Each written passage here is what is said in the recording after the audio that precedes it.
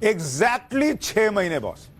ठीक 6 महीने में नरेंद्र मोदी ने कैसे देश की पॉलिटिक्स में हालात बदल दिए, जज्बात बदल दिए, पूरा माहौल बदल दिया। आज उसकी ऐसी पावरफुल तस्वीरें आई हैं कि नरेंद्र मोदी से हल्का सा भी जो कनेक्ट रखने वाला व्यक्ति होगा ना, वो इन तस्वीरों को देखकर भावुक हो जाएगा। आज आपको एक एक तस्वीर दिखाऊंगा, मोदी पावर की ऐसी तस्वीरें जो विपक्ष को सोने नहीं देंगी, जो बरनौल की बिक्री बढ़ा देंगी। लेकिन सबसे पहले 2 तस्वीरें देखिए बॉस। 4 जून को जब नतीजे आए थे लोकसभा के, तो नरेंद्र मोदी ने उस दिन शाम को जब मंच पर पहुंचे थे तो उनके चेहरे की उदासी ने देशभक्तों को उदास कर दिया था। कई लोग मिलते थे तो कहते थे कि यार गजब ही कर दिया पब्लिक ने, नरेंद्र मोदी की सीटें घट कैसे सकती हैं, लोग घरों से निकले क्यों नहीं। लोगों से मोदी का वो भावुक चेहरा देखा नहीं जा रहा था, ये वाला 4 जून वाला।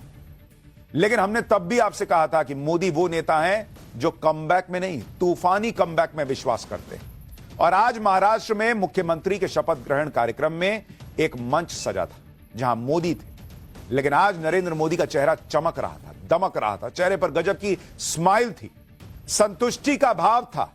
आज का क्लियर मैसेज था कि Modi is back and Modi is back with a bang. पहले हरियाणा और फिर महाराष्ट्र। आप ये दोनों तस्वीरें देखिए बॉस। नरेंद्र मोदी से कनेक्ट रखने वाला आदमी इन तस्वीरों को देखकर भावुक हो जाएगा कि 4 जून को नरेंद्र मोदी का चेहरा कैसे उतरा हुआ था और कैसे 6 महीने में उन्होंने पूरी कहानी पलट दी और आज चेहरा चमक रहा था। आज से 6 महीने पहले कोई यह सोच भी नहीं सकता था कि बीजेपी महाराष्ट्र में इतिहास रच देगी। लेकिन यह नरेंद्र मोदी का जलवा है बॉस। जब जब उनके राजनीतिक प्रतिद्वंदी उन्हें खत्म बताने लगते हैं, मोदी का और विराट प्रदर्शन वहीं से शुरू होता है। और उनकी टीम में जो प्लेयर्स हैं वो भी कुछ कम नहीं। आज देवेंद्र फडणवीस के शपथ ग्रहण से ऐसी पावरफुल तस्वीरें आई हैं कि इंडी गठबंधन और उनके इकोसिस्टम को बरनौल खरीदना पड़ जाएगा, आग लगेगी उनमें। और आज की कहानी सिर्फ मोदी की ही नहीं बल्कि फडणवीस के कमबैक की भी है। जिस नेता को 5 साल पहले सिर्फ 80 घंटे के लिए सीएम की कुर्सी मिली थी, फिर उसे सीएम से डिप्टी सीएम बनना पड़ा, आज उसने सीएम के तौर पर फिर वापसी की। उन्होंने 5 साल पहले कहा कि समंदर हूं, लौट कर आऊंगा, तो समंदर आज लौट कर आया। और नरेंद्र देवेंद्र के इस समंदर में डूब गए इंडी गठबंधन के तमाम दिग्गज। देवेंद्र फडणवीस के तौर पर एक मजबूत नेता नरेंद्र मोदी ने महाराष्ट्र में खड़ा कर दिया, जो आज की डेट में बड़े बड़ों पर भारी है। नरेंद्र मोदी और कांग्रेस के बीच सोच का फर्क ही यही है कि कांग्रेस गांधी परिवार से आगे बढ़ नहीं पाई, वहीं नरेंद्र मोदी ने कुछ ऐसा कर दिया जिसकी भनक भी कांग्रेस को नहीं है। आज इसी मंच पर मोदी का वो मेगा प्लान भी सामने आ गया जिसके बारे में ज्यादातर लोगों को नहीं पता। मोदी की भारत के लिए वो प्लानिंग जिसके बारे में आप सुनेंगे तो हैरान रह जाएंगे कि बहुत गजब की सोच रखते हैं मोदी। तो उस प्लान में योगी भी हैं, हिमंता भी हैं, फडणवीस भी हैं और कुछ लोग और भी हैं। आज पाठशाला में मोदी के अनसुने मेगा प्लान के बारे में भी आपको बताऊंगा। लेकिन पहले एक बार मुंबई में बीजेपी का वो शक्ति प्रदर्शन देख लीजिए जिसे देखकर आज राहुल गांधी शायद ही सो पाए।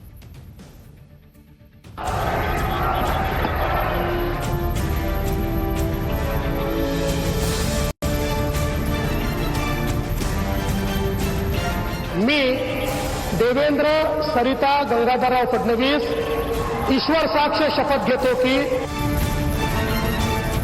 मी एकनाथ गंगूबाई संभाजी शिंदे ईश्वर साक्ष शपथ घेतो की मी अजित आशाताई अनंतराव पवार गांभीर्यपूर्वक प्रतिज्ञा करतो की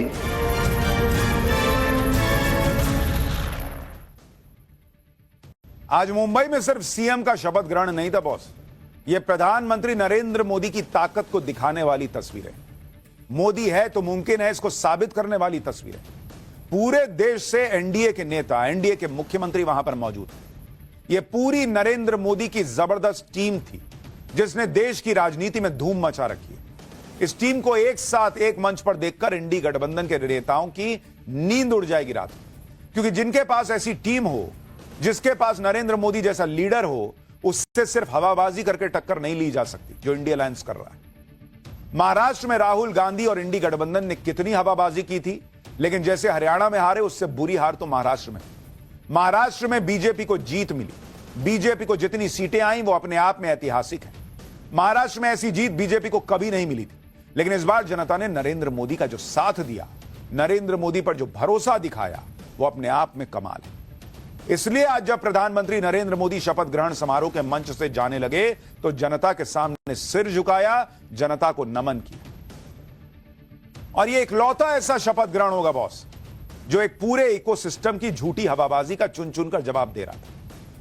भाई माहौल यह बनाया गया था कि मोदी कमजोर पड़ गए, अमित शाह का कमाल खत्म हो चुका है और मोदी शाह के बीच भी मामला ठीक नहीं। कुछ लोगों ने तो यह भी माहौल बनाना शुरू कर दिया।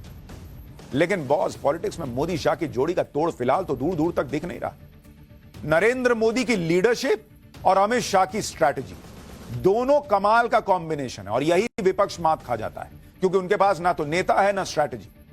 हरियाणा और उसके बाद महाराष्ट्र की जीत कितनी बड़ी है बीजेपी के लिए, यह आज अमित शाह का चेहरा देखकर पता चल रहा था। अमित शाह एकदम रिलैक्स्ड मूड में थे। भाई आप तस्वीरें देखिए, मंच पर घूम घूम कर सबसे मिल रहे थे। हाँ भाई तुम्हारा क्या हाल है, हाँ बोलो, हाँ क्या, चेहरे पे मुस्कान, जैसे एक दो पेपर गड़बड़ाने के बाद किसी ने बड़ा इम्तिहान क्लियर कर लिया हो, उस टाइप की फीलिंग अमित शाह के चेहरे पर दिख रही। अमित शाह इतना खिलखिलाते अमूमन नहीं दिखते हैं, थोड़ा टेंस रहते हैं, सीरियस रहते हैं, लेकिन आज देखिए घूम घूम के मंच पे सबसे मिल रहे थे। नीतीश कुमार से मिले, अपने नेताओं से मिले, सबसे मिल लिए, योगी जी से मिल लिए। ये देखिए अमित शाह की आज की एक और तस्वीर बहुत गजब की है। अमित शाह जब मंच पर आए तो सामने सीएम योगी भी दिख गए। कितनी बातें फैलाई जाती हैं कि अमित शाह और योगी के बीच बन नहीं रही, इसलिए आज जब अमित शाह योगी से मिले तो सबकी नजर अटक गई वहीं पर। अमित शाह योगी से मिले, हाथ मिलाया, रुक के थोड़ी देर बातचीत भी की। इकोसिस्टम को यह तस्वीर बहुत गहरा जख्म देगी क्योंकि अमित शाह और योगी के बीच टकराव की बातें इकोसिस्टम खूब फैला रहा था कि बॉस योगी तो हटने वाले हैं, उनकी कुर्सी जाने वाली है वगैरह वगैरह। आप ये तस्वीर देखिए, अमित शाह का चेहरा देखिए, योगी आदित्यनाथ का चेहरा देखिए, दोनों का चेहरा खिलखिला रहा है, चमक रहा है। मैंने कहा ना उस मंच पर आज शपथ ग्रहण खाली नहीं हो रहा था, मोदी पावर की तस्वीरें थी। इंडी गठबंधन और उनके इकोसिस्टम के जले पर नमक छिड़का शिंदे के शपथ ग्रहण में आ जाने में। पहले ये लोग सोच रहे थे कि शिंदे कोई खेला कर देंगे क्योंकि शिंदे ने लास्ट तक नहीं बताया था कि डिप्टी सीएम बनेंगे या नहीं, शपथ लेने आएंगे या नहीं, लेकिन लास्ट में शिंदे भी शपथ ग्रहण में पहुंच गए। और तो और देवेंद्र फडणवीस के साथ साथ शिंदे मंच पर आए। सिर्फ मंच पर ही नहीं आए बल्कि डिप्टी सीएम के पद की शपथ भी ली। शिंदे को थोड़ा लग तो रहा होगा कि वो पहले सीएम थे अब डिप्टी सीएम हो गए, लेकिन यह भी सोचना चाहिए कि फडणवीस भी सीएम थे फिर डिप्टी सीएम बने ना थे। इसलिए यह सब सियासत में चलता है, जिनके हिसाब से नेताओं की जिम्मेदारी तय होती है। अच्छी बात यह रही कि शिंदे को यह बात आखिर में समझ आ गई। एकनाथ शिंदे ने आज शपथ लेने से पहले कुछ ऐसा भी किया जो किसी ने सोचा नहीं होगा। लोग सोच रहे थे कि मुंह फुला के आएंगे, एक तो हंसते हुए आए, नरेंद्र मोदी के सामने झुके, प्रणाम हुआ। उसके बाद राज्यपाल ने जब शपथ दिलाने की शुरुआत की तो एकनाथ शिंदे ने शपथ लेने से पहले पीएम मोदी अमित शाह का आभार जताया। भाई यूजुअली ऐसा थोड़ी होता है, लोग जाते हैं मैं फलाना अपना नाम ऐसे लेके शपथ लेना शुरू करते हैं। एकनाथ शिंदे ने पहले मोदी शाह का आशीर्वाद लिया, उनका आभार जताया, आशीर्वाद के लिए धन्यवाद किया, अपने गुरु बाला साहब ठाकरे, आनंद दीघे को श्रद्धांजलि भी दी। सुनिए एक बार। संभाजी शिंदे,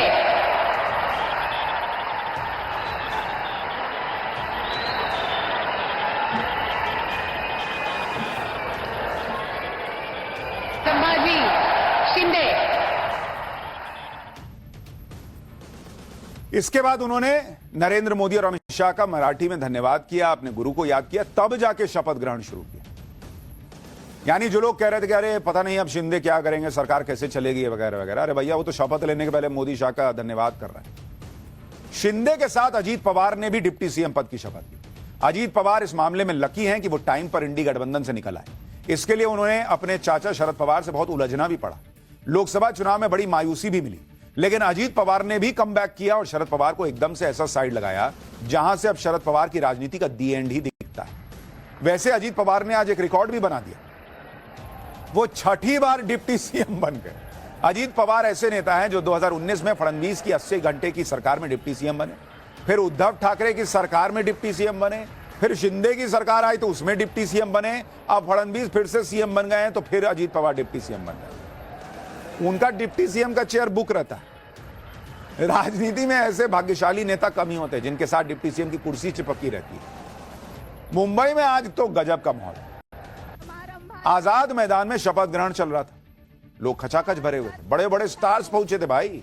अब आप देखिए स्टार पावर, मोदी की पावर तो आपने देखी, अब देखिए शाहरुख खान पहुंचे वहां पर शपथ ग्रहण के दौरान। एक एक तस्वीर देखते जाइए। ये शाहरुख खान शपथ ग्रहण के लिए पहुंचे थे, उसकी तस्वीर। सिर्फ शाहरुख खान नहीं पहुंचे थे, सलमान खान भी पहुंचे हुए थे, जिनकी जान को खतरा है, लॉरेंस बिश्नोई गैंग से धमकी मिल रही है, वगैरह वगैरह की बातें चल रही हैं। लेकिन शपथ ग्रहण में सलमान खान भी पहुंचे। सचिन तेंदुलकर वहां पर आए हुए थे भाई। ये देखिए सचिन तेंदुलकर जो है वो अपने परिवार के साथ वहां पे पहुंचे थे, वो और उनकी पत्नी अंजलि जो है वो वहां पर नजर आई। पूरी स्टार पावर भी नजर आ रही थी। संजय दत्त भाई, संजय दत्त भी पहुंचे थे। एक बार जरा उनकी तस्वीर भी दिखाइए।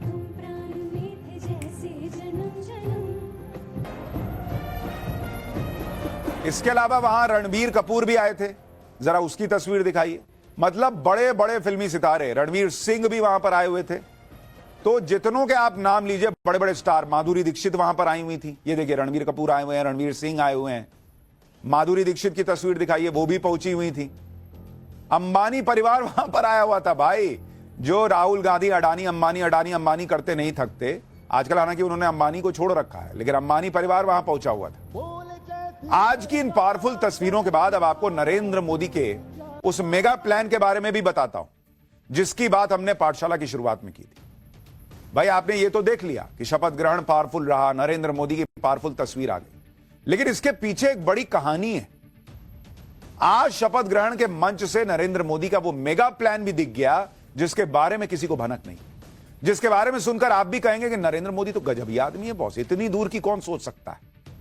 और इस सोच की झलक आपको देवेंद्र फडणवीस के शपथ ग्रहण वाले मंच पर ही दिख जाएगी। लेकिन चूंकि उस तरह से आदमी सोचता नहीं है तो ध्यान नहीं जाता है।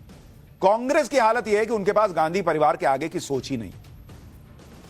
हार पर हार के बाद उनके पास राहुल गांधी का कोई विकल्प ही नहीं है।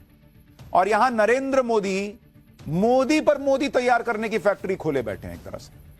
आप इसको समझ पाएंगे इस बात से कि शिंदे के तमाम पैतरों के बाद नरेंद्र मोदी ने फडणवीस का नाम नहीं चेंज किया सीएम पद के लिए। और इस बात के बड़े मायने हैं। आपको याद होगा कि 2014 में देवेंद्र फडणवीस को पीएम मोदी ने तब महाराष्ट्र की कमान सौंपी थी, जब महाराष्ट्र से बाहर लोग देवेंद्र फडणवीस का नाम जानते भी नहीं थे। लेकिन देवेंद्र फडणवीस ने 2014 से 2019 तक 5 साल का न सिर्फ कार्यकाल पूरा किया, बल्कि काम करके नरेंद्र मोदी का ऐसा भरोसा जीता कि आज फिर से सीएम की कुर्सी पर बैठे। यानी मोदी ने महाराष्ट्र में एक नया लीडर खड़ा कर दिया, जिसकी पहचान क्या है? डेवलपमेंट।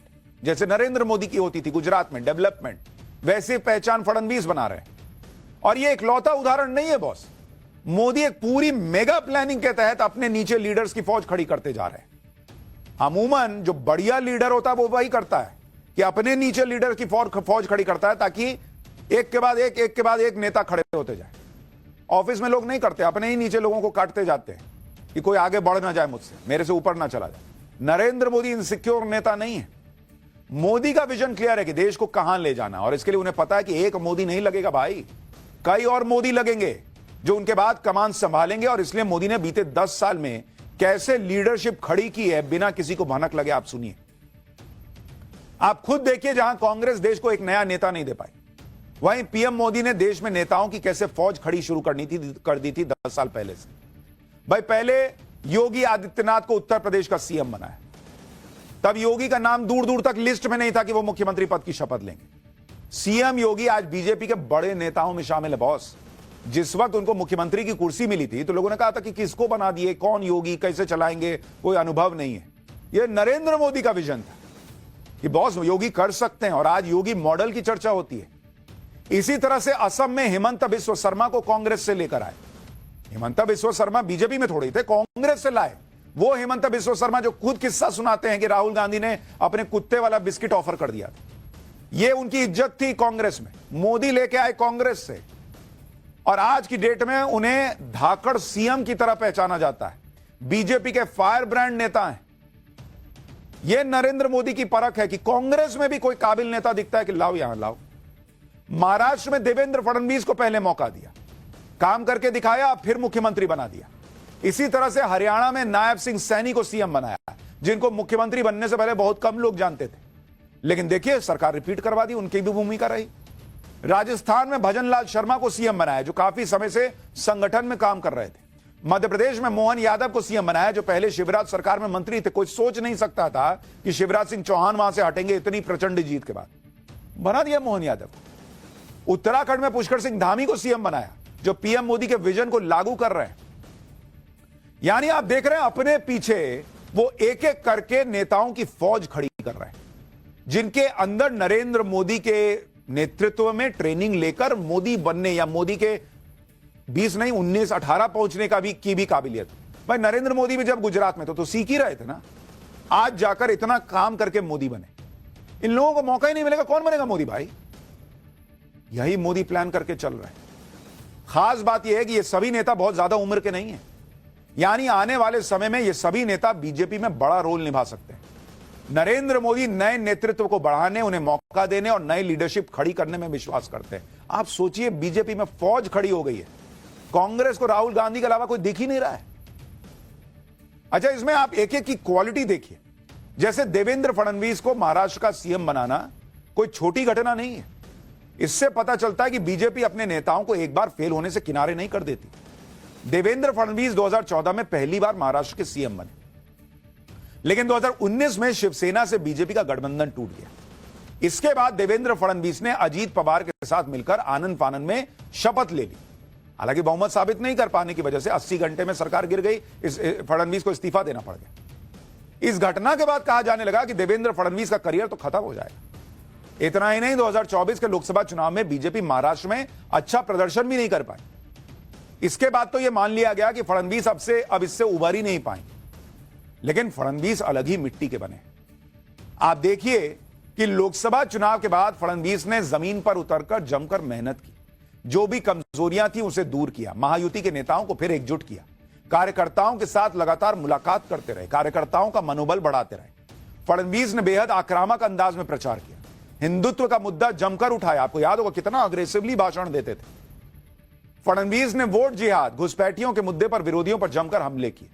नतीजे आए तो बीजेपी को 132 सीटें मिली, जो बीजेपी का आज तक का सबसे अच्छा प्रदर्शन है।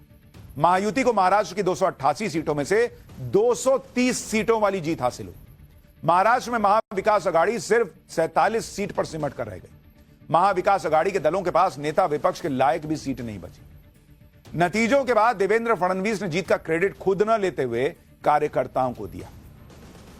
यानी जिन देवेंद्र फडणवीस को महाराष्ट्र में विपक्ष नकार रहा था, सुप्रिया सुले जैसी नेता तो यहां तक कह रही थी कि अकेला देवेंद्र क्या कर लेगा, उसी देवेंद्र फडणवीस ने महाराष्ट्र में विपक्ष का सफाया कर दिया। इस लिहाज से देखें तो देवेंद्र फडणवीस का फिर से सीएम बनना बहुत बड़ी बात है। और नरेंद्र मोदी को उनमें यह क्वालिटी दिखी कि यह आदमी कर सकता है कमबैक, इसको दो मौका। यह है नरेंद्र मोदी की खासियत। पीएम मोदी नेताओं पर न सिर्फ भरोसा करते हैं, बल्कि मुश्किल समय में उनके साथ खड़े होते हैं, उनका हौसला बढ़ाते हैं। योगी आदित्यनाथ के साथ भी पीएम मोदी ने यही किया। योगी आदित्यनाथ को 2017 में उत्तर प्रदेश का सीएम बनाया गया, जबकि 2017 में बीजेपी के कई नेता सीएम बनने की तैयारी कर रहे थे। कुछ ने तो अचकन सिलवाली थी कि शपथ ग्रहण के दिन यह पहनूंगा। सभी को छोड़कर पीएम मोदी ने योगी आदित्यनाथ पर भरोसा जताया था। कोई नहीं जानता था कि योगी क्या कर पाएंगे, सीएम रह पाएंगे नहीं। सांसद थे, सरकार चलाने का कोई अनुभव ही नहीं था। लेकिन नरेंद्र मोदी को कुछ दिखा। योगी आदित्यनाथ पीएम मोदी के भरोसे पर खरा भी उतरते रहे। 2019 के लोकसभा चुनाव में यूपी में बीजेपी को 62 सीटों पर जीत मिली। 2022 के विधानसभा चुनाव में योगी आदित्यनाथ ने फिर से बहुमत हासिल किया। योगी आदित्यनाथ के नेतृत्व में ही रामपुर जैसी सीट बीजेपी ने सपा से छीन ली। लेकिन 2024 के लोकसभा चुनाव में यूपी में बीजेपी का प्रदर्शन थोड़ा गड़बड़ाया। इसके बाद योगी आदित्यनाथ को लेकर चर्चाएं होने लगी कि बीजेपी योगी को हटा देगी। लेकिन पीएम मोदी ने फिर भी सीएम योगी पर भरोसा जताया, पीठ थपथपा के योगी का हौसला बढ़ाया। यूपी उपचुनाव में योगी आदित्यनाथ ने फिर से पीएम मोदी के भरोसे को सही साबित किया और 9 में से 7 सीटें जीत ली। यह होता है अपने नेता पर भरोसा करना, उन्हें आगे बढ़ाना और मुश्किल समय में साथ खड़े रहना। इसलिए मैंने कहा ना कि मोदी एक तरीके से चुपचाप साइलेंट मोड में अपने नीचे जूनियर मोदीज खड़े करते जा रहे हैं। भाई आज योगी मॉडल की चर्चा होती है, मोदी के बाद योगी ऐसा तक लोग कहने लग गए। ये कोई मामूली बात है? नरेंद्र मोदी विकल्प की लाइन लगा रहे हैं, ये नहीं तो ये नहीं तो ये नहीं तो ये स्थिति पैदा कर रहा है। इंडिया अलायंस यही नहीं तय कर पा रहा कि किसको बनाए। आज यूपी में योगी आदित्यनाथ की टक्कर में कोई नेता नहीं दिखता बॉस। योगी आदित्यनाथ की तरह एक और नेता है जिन पर पीएम मोदी ने भरोसा किया। आज वो नेता बीजेपी के फायर ब्रांड नेता बन चुके हैं और उनका नाम है हेमंत बिस्व शर्मा। कांग्रेस से लेकर आए मोदी इनको बीजेपी 2015 में। तब कांग्रेस ने कहा था कि बीजेपी में हेमंता को कुछ नहीं होगा, कुछ नहीं मिलेगा, लेकिन प्रधानमंत्री नरेंद्र मोदी ने हेमंता बिस्व शर्मा पर भरोसा जताया। असम में 2001 से 2016 तक कांग्रेस की सरकार थी। 2016 में हेमंता बिस्व शर्मा ने कांग्रेस को हराने में बड़ी भूमिका निभाई। 16 में तो सर्बानंद सोनोवाल को सीएम बनाया गया, जिसका हेमंता ने स्वागत किया। सीएम नहीं बनने के बाद भी हेमंता लगातार असम में काम करते रहे। 2021 के विधानसभा चुनाव में बीजेपी को फिर से असम में बहुमत मिला। इस बार पीएम मोदी ने हेमंता बिस्व शर्मा को असम का मुख्यमंत्री बनाया और सर्बानंद सोनोवाल को केंद्र में ले आए। और आज हेमंता बिस्व शर्मा बीजेपी के स्टार नेताओं में से एक है।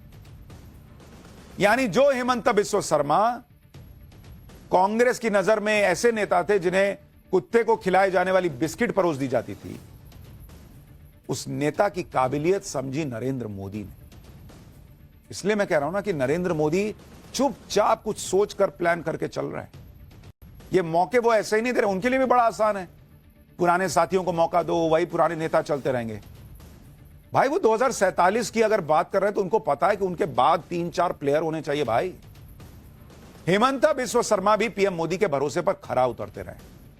यानी योगी से लेकर हेमंता और देवेंद्र फडणवीस तक ये वो नेता हैं जो पीएम मोदी के वो प्लेयर हैं जो आने वाले समय में बड़ी भूमिका निभाएंगे। इसके अलावा हरियाणा के सीएम नायब सैनी, मध्य प्रदेश के सीएम मोहन यादव और राजस्थान के सीएम भजनलाल शर्मा भी, जिन पर पीएम मोदी ने भरोसा किया, आगे बढ़ाया। आज उनके में किसी में लगता है थोड़ा 19 है, किसी में 20 है, लेकिन मौका नहीं दीजिएगा तो बॉस तो कैसे काम चलेगा। देश में परिवारवाद की राजनीति को यही लोग खत्म कर रहे हैं, जात पात से ऊपर उठकर राजनीति कर रहे हैं। और इसके लिए पीएम मोदी ने 1 लाख युवाओं को राजनीति में लाने का अभियान शुरू किया है। 1 लाख ऐसे युवा जिनका राजनीति से कोई संबंध भी ना हो, जिससे परिवारवाद और जातिवाद की राजनीति खत्म हो सके। पीएम मोदी ने जो हम आज आपको उनका प्लान बता रहे हैं, इसका हिंट कैसे दिया था आप सुनिए, खुद उन्होंने कहा था। मैं देश के 1 लाख ऐसे नौजवानों को राजनीति में लाऊंगा जिनके परिवार का राजनीति से कोई लेना देना नहीं है। ये भारत की राजनीति की दिशा बदलने वाला अभियान है। ये भ्रष्टाचार और परिवारवादी मानसिकता को मिटाने का अभियान है। ये काशी के उत्तर प्रदेश के नौजवानों से भी कहूंगा कि आप खुले मन से नई राजनीति की धुरी बने। काशी का सांसद होने के नाते मैं यहां के नौजवानों को ज्यादा से ज्यादा आगे लाने के लिए प्रतिबद्ध हूं। आप देख रहे हैं जो हम आपको बता रहे हैं, एग्जैक्टली वही विजन है नरेंद्र मोदी का। क्योंकि उनके लिए कुर्सी ये नहीं है कि मैं कितने दिन कुर्सी पे रह जाऊं, कहां कहां घूमने चला जाऊं, क्या क्या मैं फायदा कर लूं, मेरे परिवार में कौन कौन बढ़ जाए, ये नहीं है। उनके लिए कुर्सी का मतलब है क्या कर दूं देश के लिए जो इतने साल में नहीं हो पाया। और चूंकि उनके कुछ एक लिस्ट है, मुझे तो लगता है वो एक लिस्ट बनाए बैठेंगे, ये सब करते जाना है, करते जाना है। तो वो रिले रेस की तरह चलेगा। उनको पता है मुझे आगे किसी को देना है, अमित शाह को दें, अमित शाह योगी को दें, योगी हेमंता को दें, मतलब इस तरह से कुछ भी नाम हो, लेकिन इतने लोग खड़े होंगे तब तो बॉस। तो वो अपने रहते हुए उनको ट्रेन कर रहे हैं, सीखो, आगे बढ़ो, देश के लिए कुछ करो। पाठशाला में अगली क्लास, वो विदेशी फाइल जो पूछ रही मोदी को हराने के लिए राहुल विदेशी ताकतों से हाथ मिला चुके हैं क्या? बीजेपी को राहुल और जॉर्ज सोरोस के कनेक्शन के क्या सबूत मिल गए कि पूरी फौज उतारकर चौतरफा हमला कर दिया? अब इसका chapter.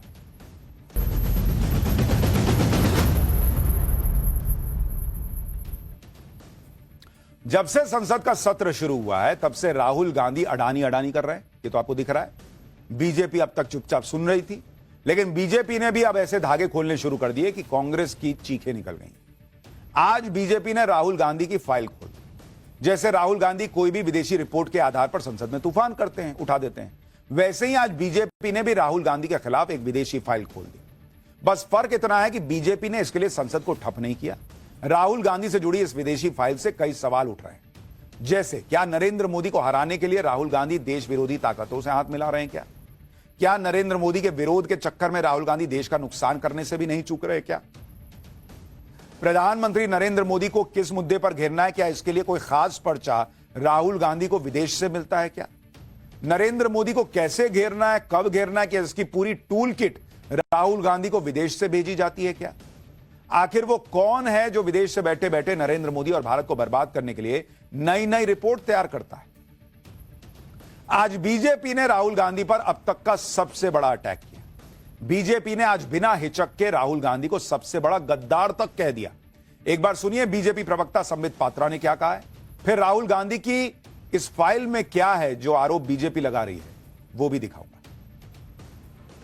Traitor of the highest order. मुझे आज एलओपी लीडर ऑफ अपोजिशन को देशद्रोही कहने में किसी प्रकार की कोई संकोच मुझे महसूस नहीं हो रहा। मैं इतना ही कहना चाहूंगा, शायद आपको अजीब लगेगा मगर मैं सच कह रहा हूं। ये गांधी परिवार एक ऐसी परिवार है जो अगर अपने कुर्सी के लिए देश को भी बेचना पड़े और देश का भी बलिदान देना पड़े तो इससे वे गुरेज नहीं करेगी।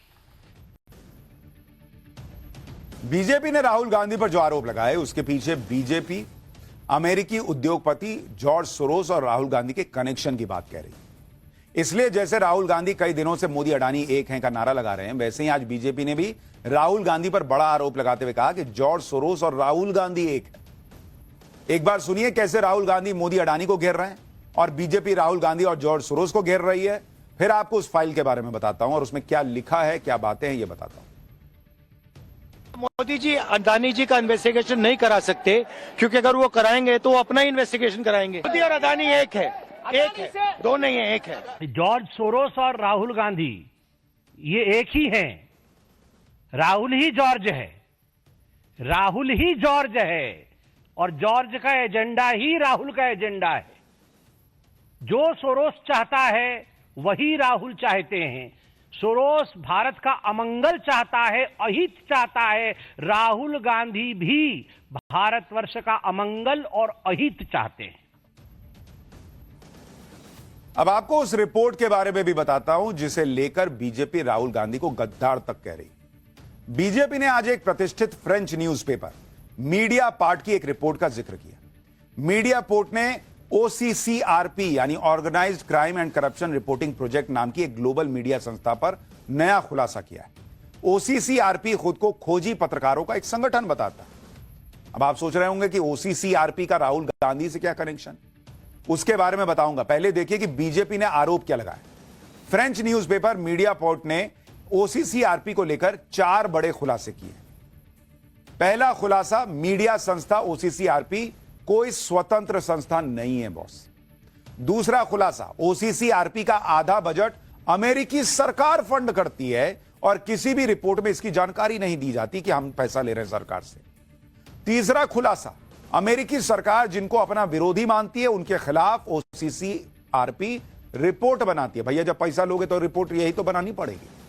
चौथा खुलासा, ओसीसीआरपी में नियुक्ति पर अमेरिकी सरकार का वीटो होता है, यानी जिन्हें अमेरिकी सरकार चाहती है उसे ही इस संस्था में टॉप पोजीशन मिलती है।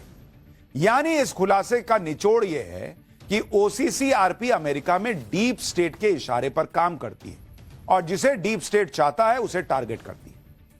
यानी सरकार का हथियार है, सरकार का पैसा लेकर बिना यह बताए कि मैं सरकार के लिए काम कर रहा हूं। तो आप समझ गए ओसीसीआरपी कैसे टारगेट करती है। और नाम क्या दिया गया, स्वतंत्र पत्रकारों का समूह। अब आप ओसीसीआरपी और राहुल गांधी का कनेक्शन समझिए। इससे आपको सारी तस्वीर क्लियर हो जाएगी कि बीजेपी कह क्या रही। बीजेपी ने आज कुछ उदाहरण देकर राहुल गांधी और ओसीसीआरपी के कनेक्शन का आरोप लगाया। बीजेपी ने पहला उदाहरण दिया कि 1 जुलाई 2021 को ओसीसीआरपी ने भारत की कोरोना वैक्सीन कोवैक्सीन पर एक रिपोर्ट जारी की। दावा किया कि ब्राजील ने भारत की कोवैक्सीन लेने से इनकार कर दिया है। इस रिपोर्ट के जरिए दुनिया भर में भारत की वैक्सीन के खिलाफ माहौल बनाया गया। 1 जुलाई को रिपोर्ट आई। 2 जुलाई को कांग्रेस ने इस रिपोर्ट के आधार पर भारत की वैक्सीन की क्वालिटी पर सवाल उठा दिया और मोदी सरकार को भी घेरा। जबकि यह बात जून में ही क्लियर हो चुकी थी कि ब्राजील भारत की वैक्सीन नहीं ले रहा। लेकिन जैसे ही ओसीसीआरपी ने रिपोर्ट जारी की वैसे ही भारत में कांग्रेस ने हंगामा मचाया।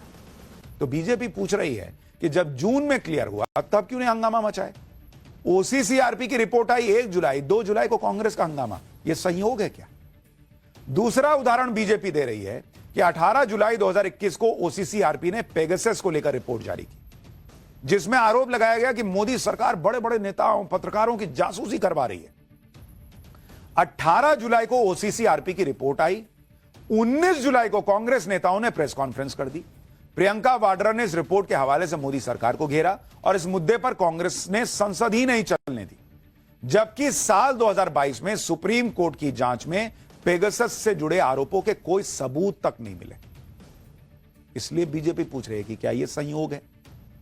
तीसरा उदाहरण, पिछले साल जनवरी में ओसीसीआरपी फंडेड हिंडनबर्ग ने गौतम अडानी के खिलाफ रिपोर्ट जारी की। राहुल गांधी और पूरी कांग्रेस ने इस रिपोर्ट के आधार पर पीएम मोदी को घेर लिया, संसद नहीं चलने दी। यानी फिर ओसीसीआरपी की रिपोर्ट पर हंगामा।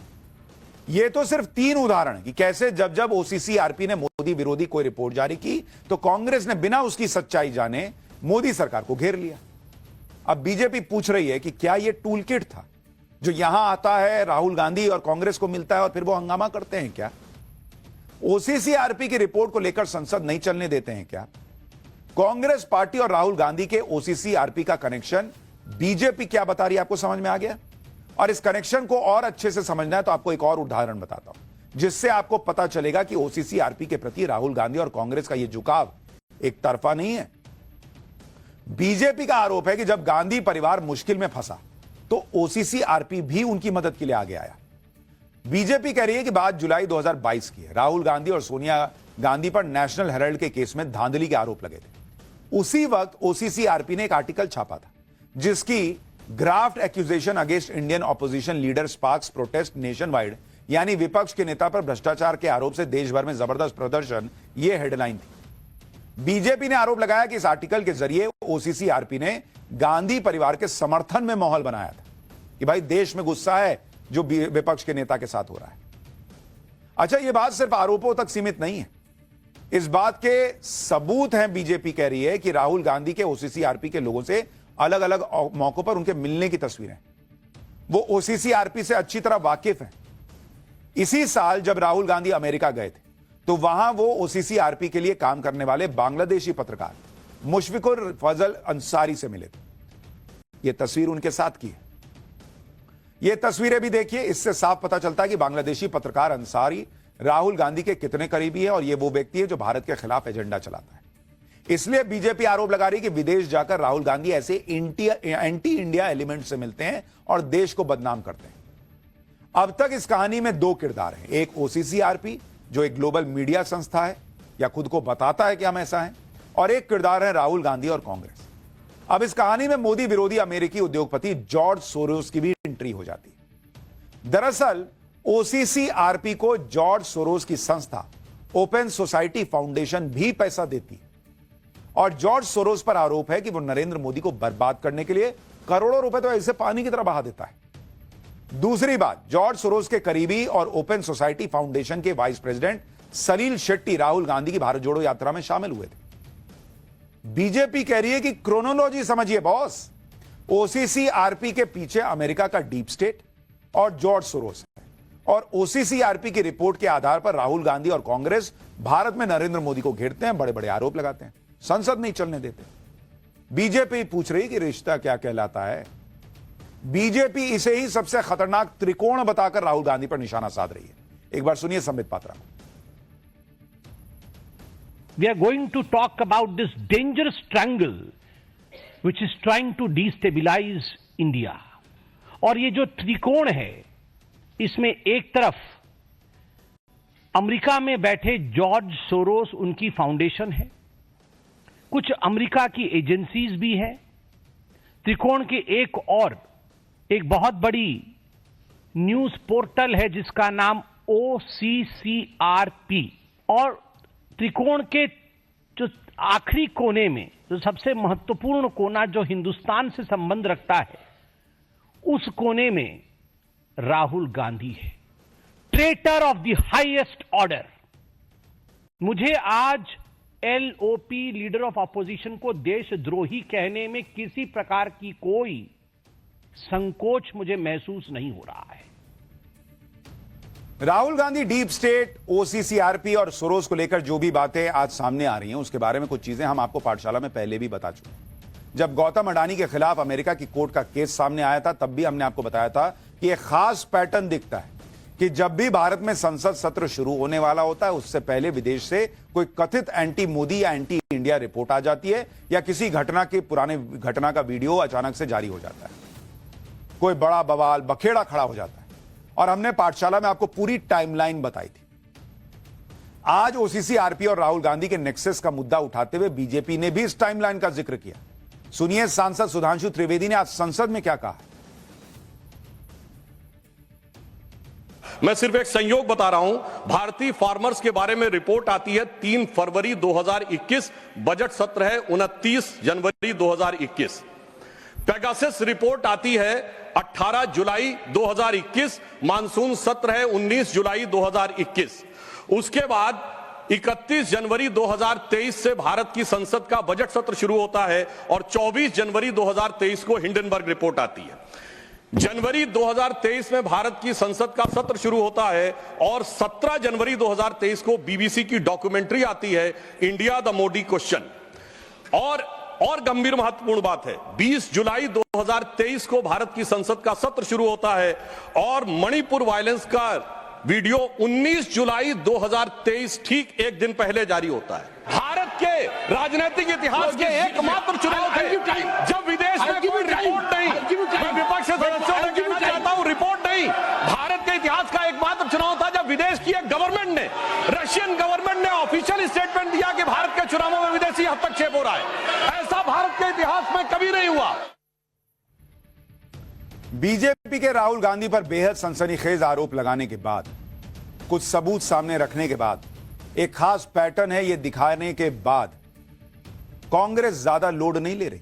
कांग्रेस ने राहुल गांधी के खिलाफ इन सनसनीखेज आरोपों को यह कहकर हवा में उड़ा दिया कि क्योंकि राहुल गांधी अडानी मोदी कर रहे हैं इसलिए उन पर अटैक हो रहा है। मतलब कोई फैक्चुअल वो नहीं, मोदी, ये तो बड़ा सिंपल हो गया कि राहुल गांधी मोदी अडानी कर रहे हैं इसलिए हो रहा है। सुनिए कांग्रेस प्रवक्ता सुप्रिया श्रीनेत को। बीजेपी की कोई हैसियत ही नहीं है कि वो राहुल गांधी को कुछ भी कह सके।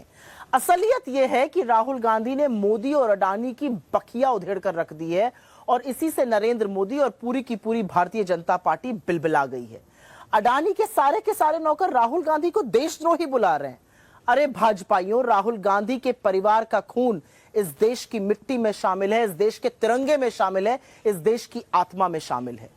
नरेंद्र मोदी और बीजेपी एक बात और कहनी है, ये देश के खिलाफ अंतरराष्ट्रीय साजिश वाला जो जुमला और स्क्रिप्ट है ना, ये थोड़ी पुरानी हो गई है, कुछ ताजा नया लेकर आइए। कांग्रेस पार्टी का एरोगेंस ना ऐसे टपकता है।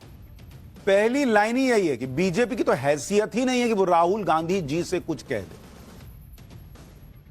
मतलब बीजेपी को अगर आरोप दिखे तो राहुल गांधी जी से कहने के लिए सुप्रिया श्रीनेत बता दें कि किसको लाना चाहिए, मंगल ग्रह से किसी को लाएं, चांद वांद पर से किसी को लाना होगा, किसको लाना होगा, किसकी हैसियत है ये भी तो बताएं। हैसियत पे मामला चला जाता है और जो सवाल उठ रहे हैं उस पर फैक्चुअल जवाब दीजिए ना भाई, ताकि आदमी चलाए और बोले कि बीजेपी गलत बोल रही। लेकिन नहीं, यहां तो हैसियत का मामला है। खैर, पाठशाला में बगली क्लास। संभल पर योगी फायर मोड में आ गए। पत्थरबाजों के लिए आंसू बहाते अखिलेश राहुल भी देखकर शॉक्ड रह जाएंगे। बुलडोजर भी चलेगा, पुलिस का ताबड़तोड़ एक्शन भी होगा। सीएम योगी क्यों बिल्कुल रहम के मूड में नहीं है बॉस, अब इसका चैप्टर।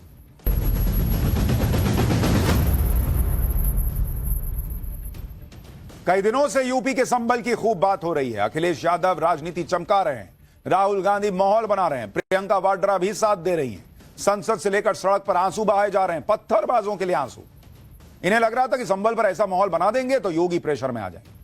लेकिन बॉस, योगी दूजे किस्म के नेता है, वो किसी प्रेशर में आने वालों में से नहीं है, बल्कि प्रेशर दे देते हैं। संभल के पत्थरबाजों से जो हमदर्दी दिखा रहे हैं वो तो योगी के ये तेवर देखकर आज शॉक्ड रह जाएंगे, क्योंकि योगी ने तो ये कह दिया कि एक भी पत्थरबाज बचना नहीं चाहिए, सबके पोस्टर लगाओ चौराहे पे, सबसे ताबड़तोड़ तोड़ फोड़ की वसूली करो, निकालो इनसे पैसा। क्या सोच के तोड़ रहे थे? योगी ने यह भी क्लियर कट कह दिया कि यूपी में बाबर वाली सोच किसी कीमत पर नहीं चलेगी। संभल या राज्य में कहीं भी माहौल खराब करने की कोशिश हुई तो योगी स्टाइल से निपटा जाएगा।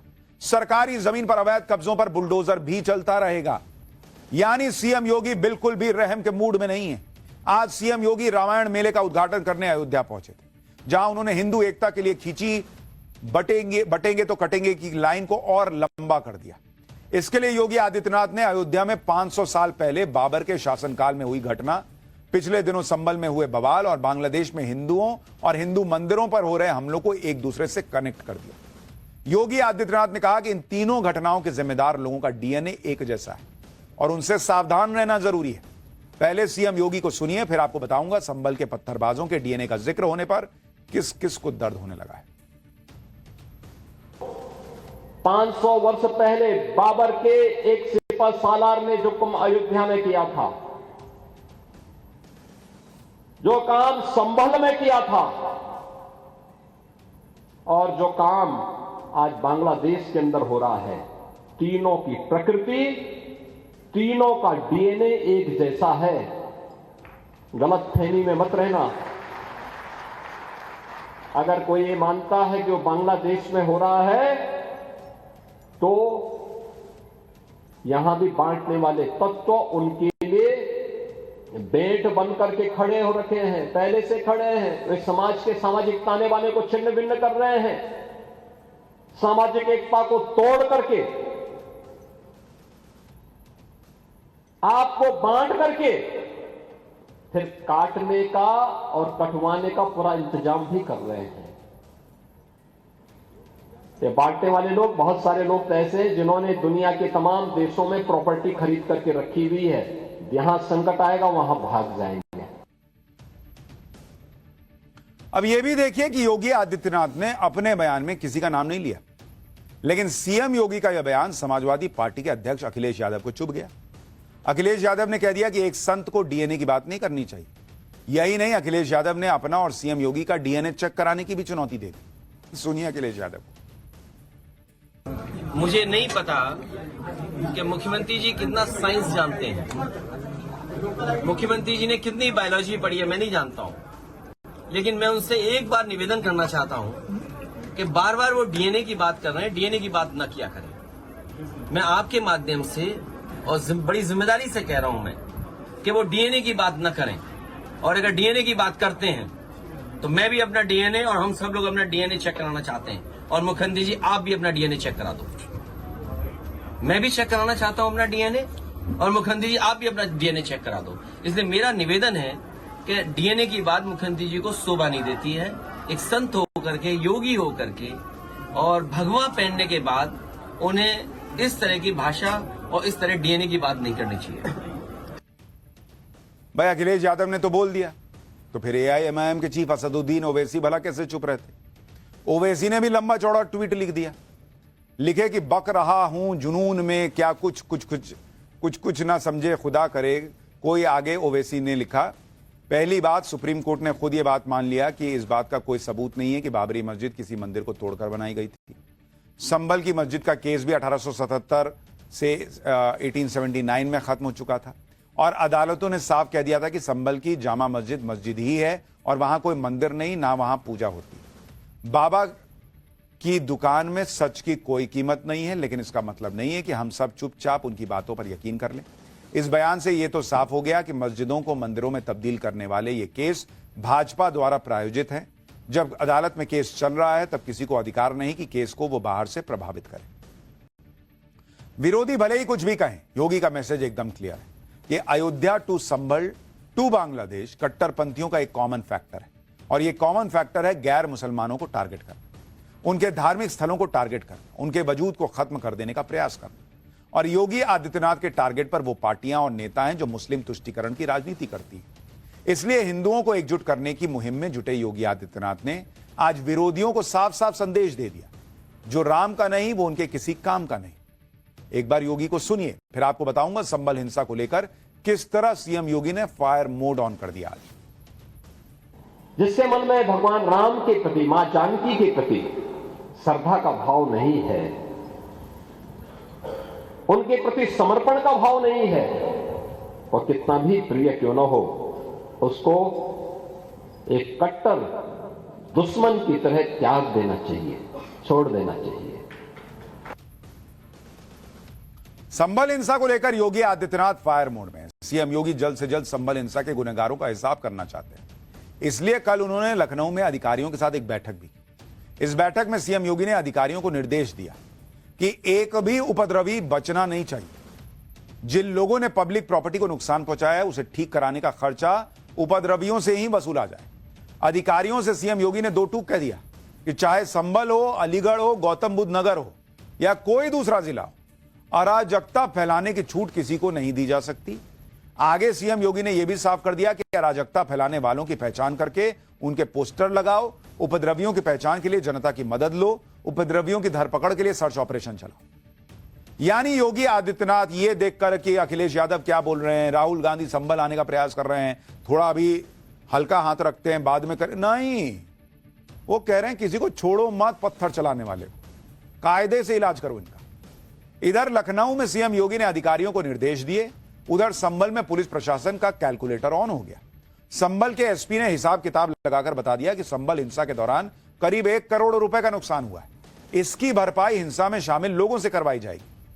सुनिए एक बार, फिर आपको बताऊंगा संभल हिंसा पर योगी के एक्शन पर विरोधी क्या बोल रहे हैं। 1 करोड़ रुपए से ज्यादा का नुकसान विभिन्न रूप से हुआ, जिसमें कई कारें जलाई गई है, ट्रांसफार्मर्स जलाए गए हैं, उसके साथ साथ कैमरे तोड़े गए हैं, पब्लिक प्रॉपर्टीज के भी कैमरे तोड़े गए हैं। तो इन सब की वसूली जो है वो बिल्कुल उन्हीं उपद्रवियों से की जानी है। उन सभी उपद्रवियों का आइडेंटिफाई किया जा रहा है और जिनके द्वारा ये तोड़ा गया है, कुछ लोग जेल गए हैं, वो लोग भी इसमें सम्मिलित होंगे। और जब एक बार पूरे मामले का चार्जशीट के आसपास जब रेडी हो जाएगा तब इसमें कार्रवाई। भाई यही बात तो हम लोग भी समझाते हैं कि कानून व्यवस्था हाथ में क्यों लेना, पत्थर क्यों चलाना। जो पत्थरबाजों का साथ दे रहा है, जो गोली चलाने वालों का साथ दे रहा है, वो आपका भविष्य अच्छा चाहता ही नहीं भाई। चाहे वो कोई नेता हो या पत्रकार हो, कोई आदमी हो सकता है जो कहे कि यार बहुत बढ़िया पत्थर चलाया है तुम, अरे यार तुम पे संकट आ गया था इसलिए तुमने पत्थर चला दिया। कोई ऐसा बोलता है कि वो समझाता है कि यार नहीं, हमको अगर दिक्कत हुई तो हमको पुलिस के पास जाना था, हमको फिर कोर्ट जाना था। उस दिन सर्वे ही तो हो रहा था, मस्जिद तोड़ी तो नहीं जा रही थी, खत्म तो नहीं हो रही थी। आप फिर से कोर्ट चले जाते, कहते नहीं ये गलत हुआ है। लेकिन पत्थर जिसने थमाया उससे पूछो ना, तुम भरोगे 1 करोड़ रुपया? तुम मेरे बच्चों को छुड़ा के लाओगे जेल के अंदर जो बैठे हुए हैं? ये समझना होगा लोगों को खुद कि आपको इस्तेमाल होना है या कोई काम करना है, देश में अच्छा काम करके अपना पैसा कमाना, अपना घर चलाना है। योगी आदित्यनाथ ने संभल हिंसा में हुए नुकसान की भरपाई करने के निर्देश जारी किए। उपद्रवियों की धर पकड़ने के लिए पोस्टर लगाने की बात है, किसी सामान्य आदमी को तो नहीं करेंगे, सबका लगा दो। संभल के पत्थरबाजों के लिए आंसू बहाने की होड़ में जुटे नेताओं से रहा नहीं गया। जो समाजवादी पार्टी शुरुआत से ही संभल हिंसा के लिए पुलिस और प्रशासन को दोषी ठहराने में जुटी है, उसके नेता रामगोपाल यादव ने कह दिया कि पहले संभल के डीएम और एसपी के पोस्टर लगाए जाए। सुनिए एक बार उनको, फिर आपको बताऊंगा सीएम योगी ने संभल हिंसा की साजिश का पर्दाफाश करने की ठानी क्यों है। कि संभल हिंसा में जो भी हैं उनके पहचान की करके पोस्टर लगाए जाएंगे और तो सबसे पहले डीएम और एसपी के पोस्टर लगाए। अब यह भी देखिए कि संभल हिंसा की साजिश का पर्दाफाश होना क्यों जरूरी है। 24 नवंबर को संभल में हुई हिंसा के बाद जांच टीम को लगातार हिंसा में इस्तेमाल हथियार मिल रहा है। जहां पहले मेड इन पाकिस्तान और मेड इन अमेरिका का कारतूस के खाली खोखे मिले, वहीं आज सर्च ऑपरेशन के दौरान एक बार फिर 3 कारतूस बरामद हुए। ये कारतूस हिंसा वाली जगह से कुछ ही दूरी पर बने एक कब्रिस्तान से मिले। पुलिस ने 32 बोर के एक कारतूस का खोखा और 12 बोर के 2 कारतूस के खोखे बरामद किए। पुलिस को शक है कि इन गोलियों का इस्तेमाल हिंसा में शामिल लोगों ने किया होगा और पुलिस इस एंगल पर भी जांच कर रही है कि कहीं हिंसा की साजिश में शामिल लोगों ने प्लान के तहत पहले ही हथियार तो इकट्ठा नहीं किए थे। लेकिन योगी के विरोध में समाजवादी पार्टी और कांग्रेस पुलिस की जांच पर भी भरोसा करने को तैयार नहीं। समाजवादी पार्टी की सांसद डिंपल यादव और यूपी कांग्रेस के अध्यक्ष अजय राय ने पुलिस की जांच को संभल हिंसा के मामले में लीपापोती की कोशिश बता दिया। सुनिए वो लोग क्या बोल रहे हैं, फिर बताता हूं संभल में कहां गरजा योगी का बुलडोजर। जब खुद ही सरकार कल्प्रिट है और जब खुद ही पूरा जो प्रशासन और शासन कल्प्रेट है, तो अब जो भी वो रंग भरना चाहें वो भर सकते हैं, क्योंकि वो तो मुख्यमंत्री हैं। लेकिन आज भी हमारे उत्तर प्रदेश में जो सौहार्द है, जिसको लगातार बिगाड़ने की कोशिश की जा रही है भारतीय जनता पार्टी द्वारा, और वो इसलिए की जा रही है तो कहीं ना कहीं जिस तरह से उपचुनाव के नतीजे रहे हैं और जिस तरह से चुनावों में धांधली हुई है, कहीं लोगों का आकर्षण, लोगों का ध्यान उस तरफ ना चले जाए, इसीलिए संभल वाली घटना को अंजाम दिया गया है। देखिए, ये पूरी तरीके से सुनियोजित तरीके से संभल की घटना कराई गई है और ये सरकार उसमें आगे बढ़कर इन सब चीज़ों को कर रही है और जो जानकारी मिल रही है कि पूरी तरीके से अत्याचार अन्याय हो रहा है। कल राहुल जी जा रहे थे, आदरणीय हमारी नेता प्रियंका जी जा रही थी, उसके पहले 2 तारीख को हम लोग भी जाने के प्रयास किए पर जाने नहीं दिया गया। और पूरी तरीके से सरकार जो हमारे पुलिस के अधिकारी हैं, इन्होंने जानबूझकर इस तरीके से वहाँ पर रोका और पूरी अपनी जो घटना इन्होंने की है, जो पुलिस के द्वारा हत्याएं कराई गई हैं, उसको छिपाने का काम कर रहे हैं। यानी एक तरफ संभल हिंसा में शामिल लोगों पर शिकंजा कस रहा है, तो दूसरी तरफ संभल में बुलडोजर एक्शन भी शुरू हो चुका है। संभल में 24 नवंबर को हिंसा के बाद जब माहौल पटरी पर लौटने लगा तो अवैध अतिक्रमण को ढहाने के लिए बुलडोजर एक्शन में आया। बुलडोजर चलाकर नगरपालिका की जमीन पर बनी करीब 1 दर्जन दुकानों को ढहा दिया गया। इससे पहले सरकारी जमीन पर बने अवैध मकानों पर भी बुलडोजर का एक्शन हुआ। हमने आपको पाठशाला में पहले ही समझाया था, जो लोग कह रहे थे कि अरे अब तो कोर्ट का आदेश आ गया, अब योगी का बुलडोजर नहीं चल पाएगा। हमने आपको उसी दिन कहा था कि कोर्ट ने कहीं बुलडोजर चलाने से मना नहीं किया है, कायदे कानून फॉलो करने के लिए कहा है। जो योगी सरकार कोर्ट में खड़े होकर कह चुकी है कि वो तो हम फॉलो करते ही हैं। तो हमने कहा था बुलडोजर नहीं रुकेगा, और देखिए बुलडोजर नहीं रुका। अब ये देखिए कि संभल में बुलडोजर एक्शन 24 नवंबर को हिंसा से पहले शुरू हो चुका था। हिंसा होने के बाद कुछ दिनों के लिए बुलडोजर एक्शन पर रोक लगी थी। प्रशासन के मुताबिक यह कार्रवाई नोटिस देकर पूरी तरह कानूनी तरीके से हो रही है और यह कार्रवाई हिंसा वाली जगह से करीब 30 किलोमीटर दूर चंदौसी इलाके में हो रही। लेकिन योगी आदित्यनाथ को घेरने की फिराक में बैठे असदुद्दीन ओवैसी ने बिना कुछ सोचे इस एक्शन पर भी सवाल खड़े कर दिए और इसको संभल हिंसा से जोड़ दिया। ओवैसी ने सीएम योगी को सुप्रीम कोर्ट की गाइडलाइंस याद दिलाते हुए ट्वीट किया कि संभल में जो बुलडोजर एक्शन हुआ वह सुप्रीम कोर्ट के फैसले के खिलाफ है। सुप्रीम कोर्ट के गाइडलाइंस के मुताबिक 15 दिन का नोटिस होना चाहिए। जिनका घर टूटने वाला है उन्हें अपनी बात रखने का मौका देना चाहिए और बुलडोजर को किसी मुजरिम को सजा देने के लिए इस्तेमाल नहीं किया जा सकता। योगी सरकार एक पूरे समाज को सजा दे रही है। यानी संभल हिंसा को लेकर सीएम योगी बिल्कुल भी रहम के मूड में नहीं है। जिसको जो भ्रम फैलाना है वो फैलाए। भाई ये एक्शन अलग चल रहा है, वहां एक्शन अलग हो रहा है। योगी आदित्यनाथ पहले ही कह चुके हैं पत्थर चलाओगे तो फूल तो नहीं बरसाएंगे। इसलिए संभल हिंसा के आरोपी नंबर 1 और संभल से समाजवादी पार्टी के सांसद जियाउर रहमान बर्क की पुरानी फाइलें भी खुलने लगी। इसी साल 24 मई को संभल में 32 साल के डॉक्टर गौरव की बाइक को तेज रफ्तार स्कॉर्पियो ने टक्कर मार दी थी। जिस स्कॉर्पियो ने टक्कर मारी उस पर सांसद लिखा हुआ था। इस हादसे में डॉक्टर गौरव की मौत हो गई। हादसे में मारे गए डॉक्टर के पिता का आरोप है कि हादसे के वक्त संभल से समाजवादी पार्टी के सांसद जियाउर रहमान खुद स्कॉर्पियो चला रहे थे। पीड़ित परिवार ने इस मामले की दोबारा जांच और सपा सांसद बर्क के खिलाफ कार्रवाई की मांग की।